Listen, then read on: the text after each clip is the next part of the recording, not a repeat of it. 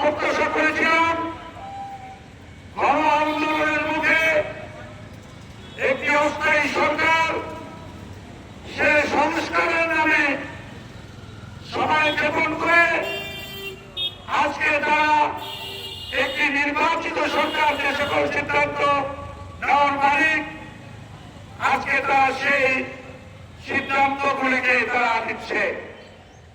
একটি জনগণের নির্বাচিত সরকার কখনই এদেশের কোন সম্পদকে বিদেশিদের হাতে তুলে দেবে না।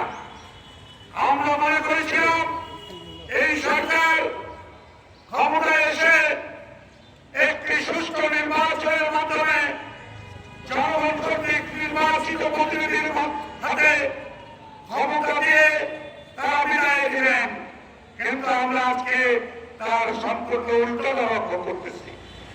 তারা আজকে তাদের ক্ষমতার মস্তক দীর্ঘায়িত করার জন্য তারা বিভিন্ন কার্যক্রম বিভিন্ন কথাবার্তা বলছেন।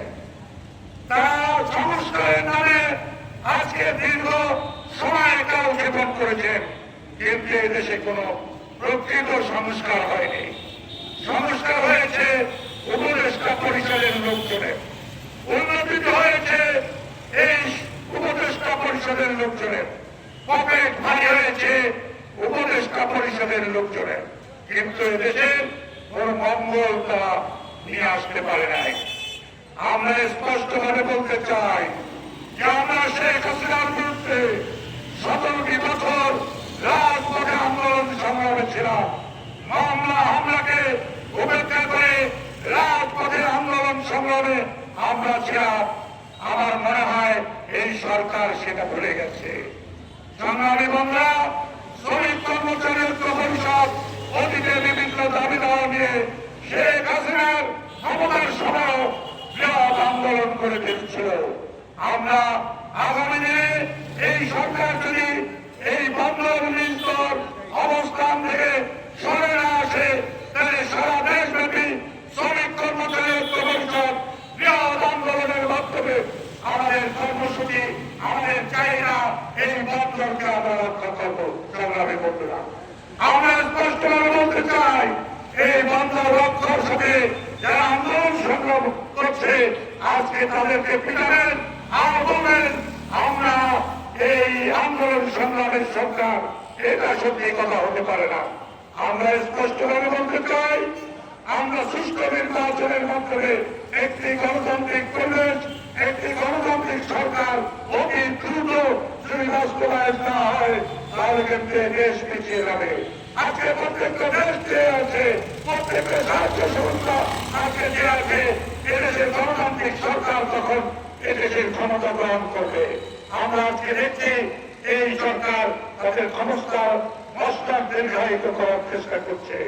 আমরা স্পষ্টভাবে বলতে চাই, অতি দ্রুত নির্বাচন দিন, আমাদের চট্টগ্রাম বন্দরের যে লিড আছে সেটা বাতিল করুন, কারণ একটি নির্বাচিত সরকার আসার পরে তারা সিদ্ধান্ত গ্রহণ করবে চট্টগ্রামের ব্যাপারে তারা কি দৃষ্টিভঙ্গি নিয়ে সামনে আগাবে।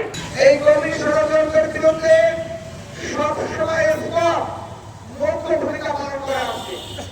শুধু জনগণ না, শ্রমিকেরও বান্ধবদের যখন কোন যুক্তি আসে তখন এই এই জনগণের পাশে দাঁড়ায়, শ্রমিকদের পাশে দাঁড়ায়। আজকে আমরা কি দেখতে পাচ্ছি? আমরা দেখতে পাচ্ছি দেশের বিরুদ্ধে ষড়যন্ত্র করছে। আজকে বিবেকান বন্দর আজকে বিদেশির কাছে লিখতেছে। আস্তে আস্তে দেখবেন আমার মংলা বন্দর, বাংলা বন্দর আমাদের হাত পা হয়ে যাচ্ছে। এই বিষয়ে সবাইকে সজাগ থাকতে হবে এবং সবাই ঐক্যবদ্ধ হয়ে এর বিরুদ্ধে আমাদের রুখে দাঁড়াতে হবে, যাতে ভারত এই ধরনের ঘটনা ঘটাতে না পারে। আমরা কত সারা বাংলাদেশ এই বিবেকান বন্দরকে লিজ দিয়েছে, আমরা সারা বাংলাদেশের মানুষ একত্রিত হয়ে আমরা আন্দোলন সংগ্রাম করবো।